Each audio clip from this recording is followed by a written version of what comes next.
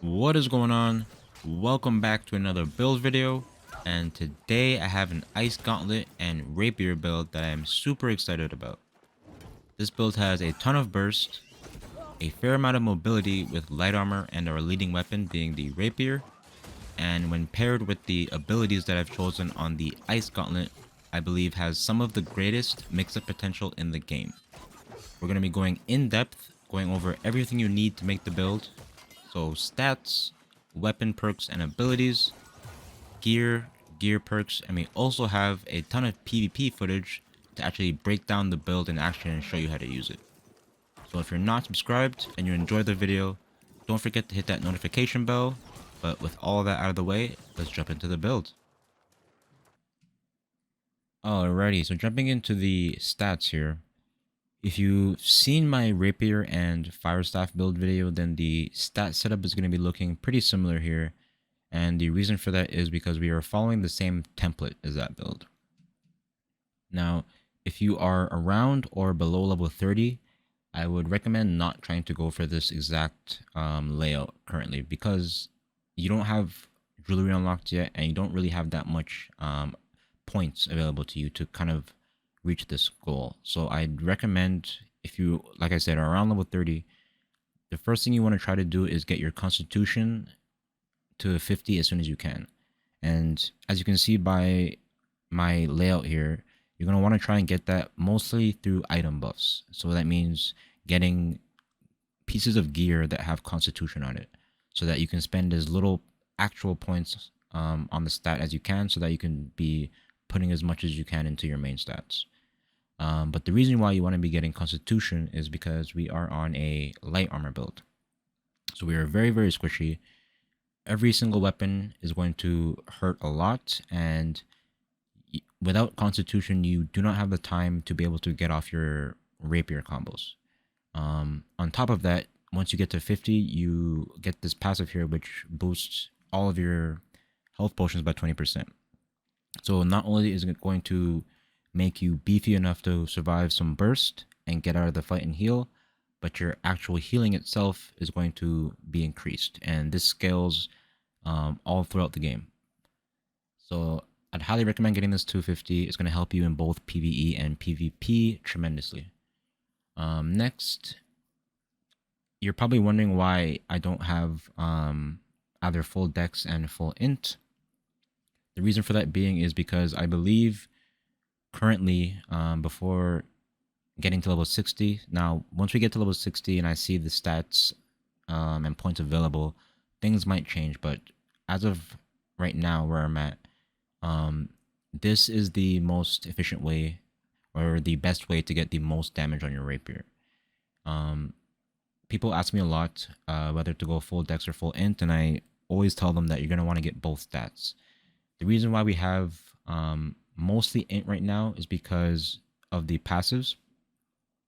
Getting the 10% critical hit damage and 15% to elemental damage is going to buff both your gauntlet and the gem that's in your rapier. So getting your intelligence, up to 100 and then 150 as soon as possible is going to give you enough base damage on your build. But beyond that, you're going to want to be dumping points into dex, because your rapier scales more off of dex than it does off of intelligence. So that's why you see here this number is pretty high right now. And it's how I'm able to get the damage that I'm able to achieve on my build. Is because the rapier is scaling off of both stats, or both points, and is getting even more off of dex. If you had only intelligence, I would have maybe around 600 to 650 damage on my rapier. So you get more damage by putting dex in, and that's the reason why I've done that. Going back quickly to, if you're level 30, I'd recommend getting your intelligence to 100 and then trying to get your dex to 50 first, just because that's going to be easier for you to achieve. But as you start to get more points, you're going to want to kind of aim for this stat setup here.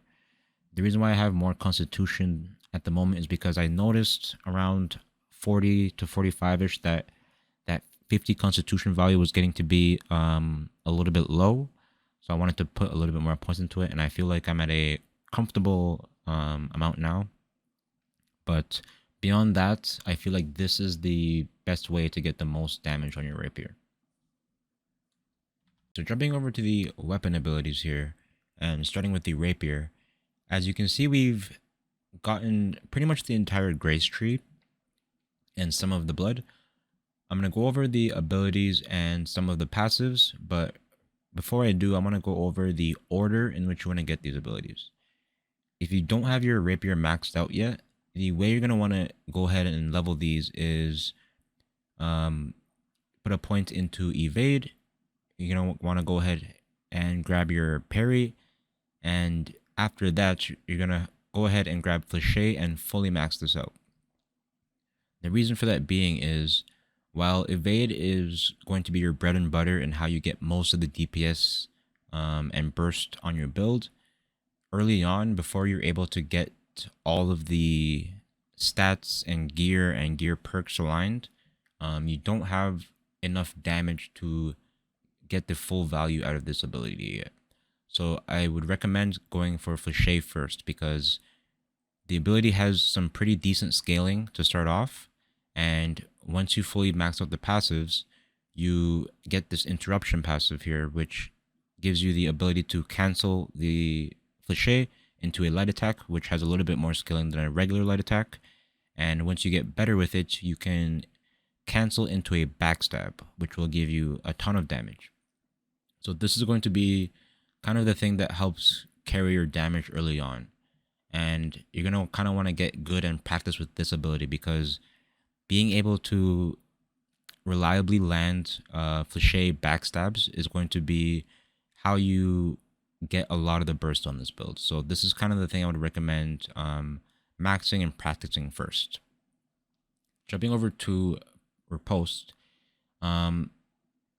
you're gonna max this last in terms of the passives. We're gonna grab it early, but get the passives later. But in terms of the ability itself, it is a very, very strong ability, and as you've seen, you can pretty much kill people from full health to 0 if you can get a good parry off into a combo. But you need to be a little bit preservative with the way you use this ability, because if you throw it out every time it's off cooldown, it's a very, very easy ability to read. So your opponents will just end up waiting for it to run out, and you essentially are just wasting this ability. The way you want to use it is wait until your opponents have committed to an attack and they've started the animation, because at that point there's nothing they can do to stop the attack, and that's kind of how you get the free parries off. So this is another thing that you're going to want to kind of practice with, because with all the abilities on this build, they all are very good, but they take quite a bit of time to practice and get good with. But jumping over to evade, this is how you get most of the damage on your build, and it's one of the things you're going to want to go ahead and practice with a lot. I'm going to be making a guide and tip video for the rapier in a couple of days here, kind of going over this ability and some of the others and how to use them. But the way that you get a lot of the damage on your build is from Adagio and Momentum. Essentially, when you evade forward, you get a 15% increased damage buff on your next light attack. And then once you get Momentum, anytime you use an ability, aka evade, you get another 25% increased damage on your next light or heavy. So these two abilities stack. So that's how you see me doing so much damage. It's when you're canceling evades into light attacks into people's backs, you're proccing these two abilities every time and getting 35% increased damage. So again, I'm going to be making a video kind of talking about how to use the rapier a little bit better, but this is where the source of a lot of your damage is going to come from. But besides that, we've gone for swiftness, getting haste on hit, because this is pretty nice for jumping in, getting a couple hits in, and then evading out. And you will have a couple of seconds left up on the swiftness perk, and it'll give you just a little bit of time to make a bit of distance or close in on opponents. And it also stacks with Allegro. We've also gone for red curtains because, as you've seen, the way I like to use the rapier is if we can't get a parry into a backstab, I like to flichet into backstabs, and backstabs are guaranteed crits. So when you're able to hit people, 4 or 5, 6 times in the back in a very short amount of time, you're able to reduce the cooldown on your other two abilities pretty quickly. If you find that early on it's hard for you to land the flichet backstabs, then you can go ahead and go for refreshing strikes, because it'll give you the cooldown at any hit instead of just criticals. But once you get better, I would recommend going for red curtains. And then beyond that, we've gone for on guard, because you can get a little bit of extra damage when your opponent is above half health. The unerring passive doesn't help us out because we don't have any bleeds, but the reason I've gotten it is to get light edge, just to increase the damage of our metal swipes a little bit more, just to increase that DPS. And jumping over to the Ice Gauntlet, as I mentioned, I wanted to go ahead and try for a Ice Spike build. If you really don't like the ability and you feel like Ice Storm is the way you want to go, you can go ahead and just put all of the points and passives into here, grab Heavy Freeze, and replace the gear perks that we'll go over in a second to go ahead and go for Ice Storm. But as I mentioned, I want to try things that are different. A lot, if not all, Ice Gauntlet builds are using Ice Storm right now, and I just wanted to see the viability of Ice Spikes. And after using it for a bit, I really do feel like this is a top tier ability as well. I'm going to go over in a second how you can use it as a burst. It has a nice stagger, and you can also use this as an execute. But really quickly, as you can see, we don't have our weapon fully maxed out yet. So the way that I went to allocate my points was I went and fully maxed out Ice Shower first, because the duration you get is really nice, and getting the frigid showers here is also very, very nice for being able to burst down opponents faster. And this ability here also stacks with one of the perks we have in our gear, which I'll go over in a little bit here. But we decided to go for Defiant because I don't have enough points yet to fully max out Entomb. So I wanted to go ahead and get as much damage as I could. And once we fully max out the weapon, we're going to go ahead and go for Gathering Storm, Critical Frost. We're going to skip Heavy Freeze because, as I mentioned, we're not using Ice Storm. But once we grab Ultimate Chill here, we're going to refund Defiant Freeze and fully max out Entomb so we can get the cleanse. But jumping back over to the Spike, if you haven't taken a look at the passives here, the second passive, Empowered Spikes, gives you a 20% damage buff when you're hitting people below 30%. And once we get to the gear portion, we're going to talk about some things that we're using to stack this as well. But this is how you use this as a execute, because if you can land the Mighty Spike portion, it does a ton of damage and you can literally finish people off with this ability. But beyond that, the bread and butter of the passives here is Spiky Reach. As you can see, it fires 2 more spikes from the side of Mighty Spike.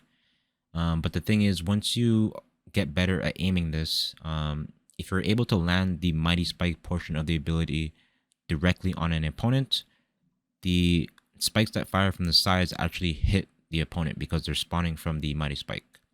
So it ends up being a total of 4 hits that hit your opponent that can all crit. So that's what gives you the amount of damage from this ability to burst people and even execute them if they're low enough health. But yeah, that's the way that I've gone for my weapon abilities. Let's jump over to the gear. And last but not least, taking a look at the gear, I personally have gone for a light build. I believe you can make this work on a medium or heavy if you really don't like light.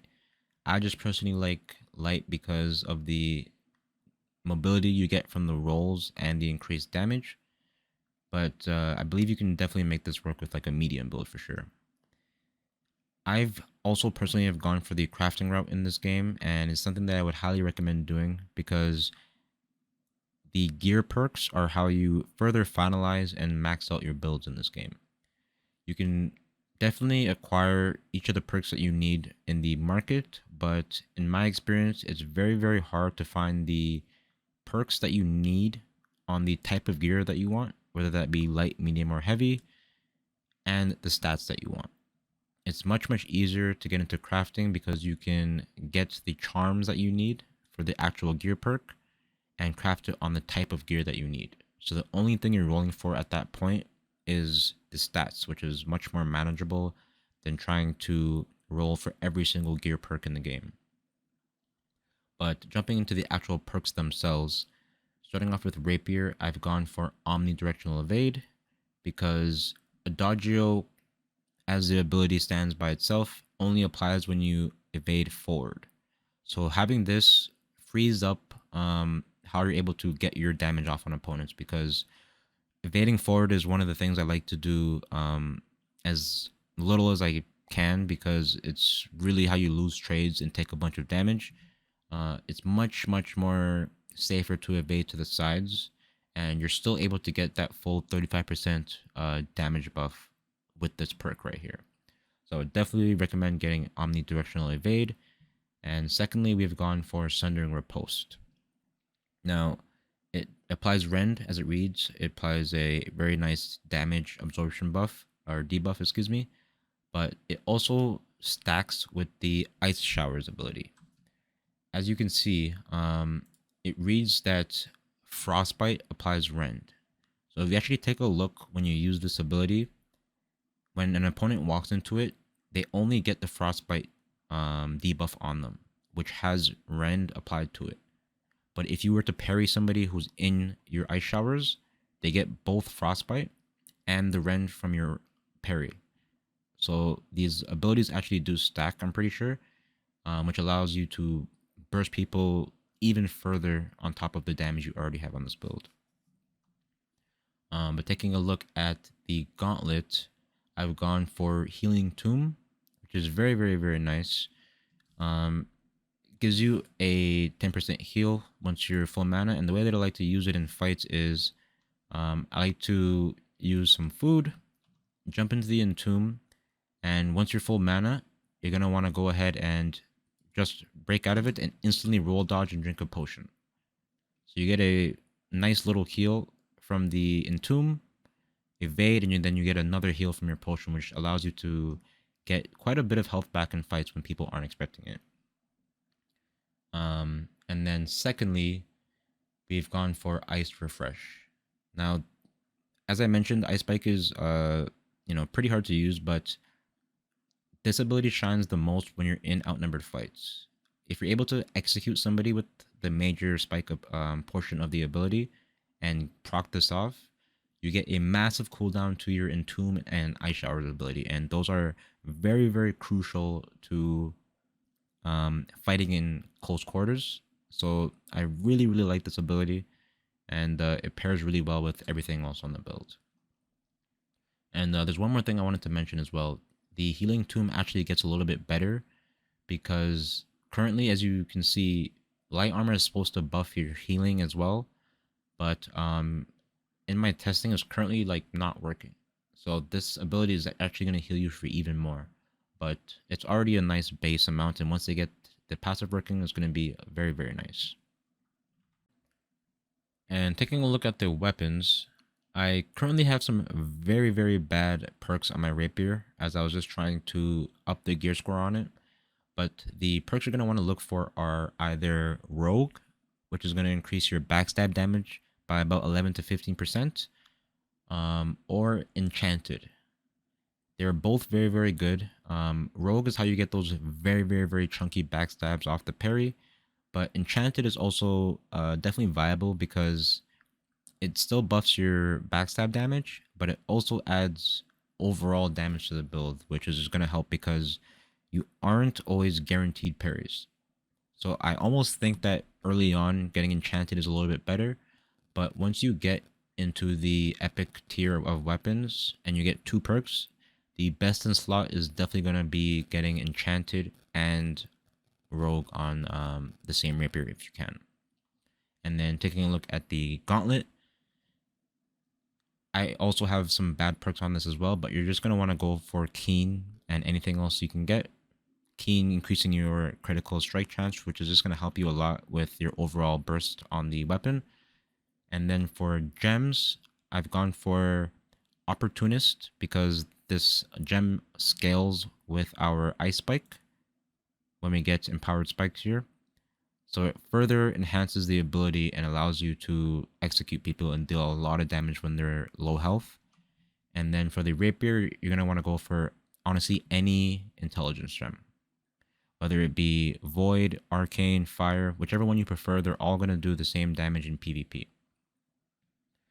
And then another thing, a question that I often get is which stat setup on your weapons is better. So like a dex rapier or an int rapier, that doesn't actually determine the damage of your weapon. The stats on your weapon add to your total stats in your attributes. And the damage of your weapon only derives from what your total stat is. So all you're going to want to worry about in terms of stats on your weapons is getting stats that help you reach whatever number goals you're trying to reach. But beyond that, a dex rapier doesn't do more damage than an intelligence rapier, if that makes sense. But yeah, that's pretty much it for the gear. Let's jump into the PvP portion. Alrighty, so before I start breaking down some PvP, I just quickly wanted to explain what I meant by mix-up potential. Normally when you're fighting a gauntlet player, their kill potential or condition is to get you trapped in a ice shower, to then keep you frozen in a storm with heavy attacks so they can burst you down while you can't move. So as long as you can avoid both of those abilities and not get completely rooted in the shower, you can pretty freely go in for burst because they don't really have anything else to lock you down. That is the thing that I really liked about having spike instead of storm. It allows me to be way more unpredictable. As you're going to see in some of these fights, I don't require multiple ice gauntlet abilities to go off to be able to start a combo on my rapier. I can either go in off the stagger on the spike, the root on the shower, or the knockback on the entomb, and I can mix up when I use those abilities to keep my opponents on their feet. So let's jump into some of this footage here. So we've got a 2v1 against a hammer player and a rapier firestaff build, and I know how much damage that rapier build has, so I'm going to try to be wary of him. But as soon as these two guys come in, the firestaff player decides to keep his range at first, so I just decide to go ahead and throw my shower down to see if I can get a combo off on this hammer player. He is in heavy armor, so we aren't able to burst him down from full health, but we still do get a decent amount of damage. His partner shows up, we negate all of their bursts with the entomb, still take a little bit of damage, so we just disengage to heal here. And as the hammer player comes back up, we kind of misread our parry, but we get it right after he lands his stun, and we finish him off with a really, really clean combo. I land my stagger, and I decide to go on the firestaff player here, but I don't land my shower. And as I mentioned, I know how much damage he has, so I'm just playing it safe. We go in for a fléché. He hits us with his combo, but we have our parry up, so we land it and finish him off with a backstab there for a really, really clean 2v1. So we've got another 2v1 here against a tankier tank and a DPS build. And the tank goes ahead and rushes me. I hit him with a parry, and I just tickle him with a little bit of damage and keep it moving. Because I know I need to focus his DPS down because he's going to be the easier target to eliminate, so I can get this 1v1 here. So we just go ahead and keep it moving. I land a shower on both opponents. I go in for some damage, but I throw out a parry because I've experienced before that when I go in without a fléché, I do take a lot of damage even in the shower. But they don't go for the bait, and we just kind of keep it moving. Fake him out a little bit with the entomb. I get hit with that shield stun, and we're kind of under a little bit of pressure here, but I throw down a shower and we hit the tank. So I'd see if I can focus on the DPS here. We hit them both with a beautiful parry. Hit the DPS with a very, very nice combo. crank our wrist to go ahead and flashay, and we managed to actually go and finish off the DPS there, and we're left to the 1v1 against the tank. Unfortunately though, we do get some help here from a friendly Covenant player, and I didn't get to have my clean 1v1 here. But we do actually end up running into both of these guys right after, and we managed to get our clean 2v1 against them.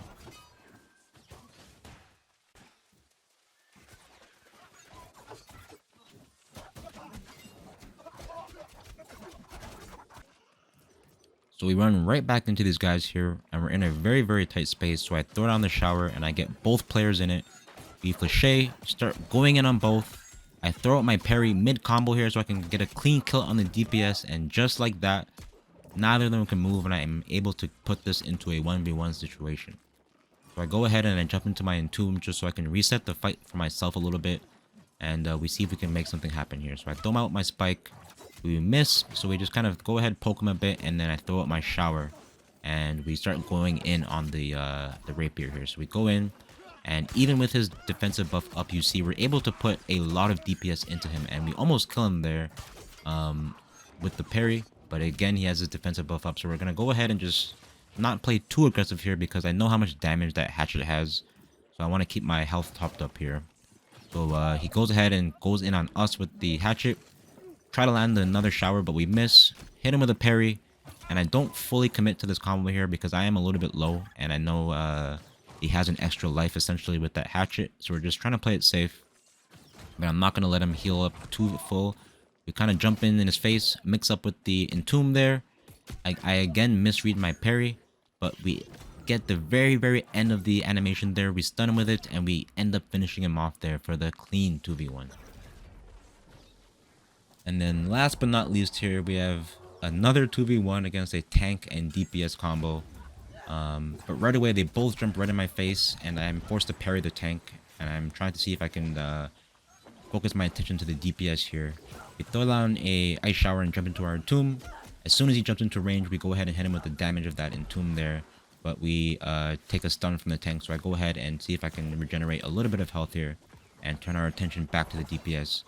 I go ahead and flashay, parry his flashay, and we negate a little bit of damage, but we're quite low here because these guys are putting up quite a bit of pressure on us. And I'm finding it a little bit difficult to find an opening, but we managed to trap them both there in a shower.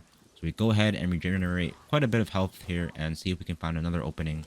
And notice that the DPS hasn't fully healed yet. So we go ahead and flashay again towards him, see if we can find an opening. We hit him with a spike, get him actually quite low, so we go ahead and try and see if we can focus him. Get a very, very nice stun off on the tank. Focus our attention to the DPS. Catch him in a shower even so he can't escape. But as I said, the pressure is very, very high right now. And we're right back down to being on the back foot. Just a super intense fight right now. A super back and forth. But I jump into the Entomb. We get the heal off of our gear perk and we check a potion. So we're back to a very nice amount of health. We parry the fireball into the tank. Get a very, very nice stun. We flashay back to the DPS. But just like that, we are again low, so I have to see if I can go ahead and find another opening. But we do manage to trap the tank in a shower. We hit him with a spike through the ice shower, and we get him low again, and we have just enough time to finish him off with a light attack there. And a beautiful, beautiful back and forth with these guys there. But I managed to get the kill and finish off the DPS there. Just a super, super fun fight. And then we're left to the 1v1. Unfortunately, this guy is in a very, very, very tanky build, so this fight actually literally takes about 10 minutes. So I'm going to go ahead and end it there, but please let me know what you guys thought of the build, if you liked it, if you have any questions. Thank you so much for watching. Again, if you're not subscribed, don't forget to hit that notification bell. But as always, thank you guys so much for watching, and have a great day.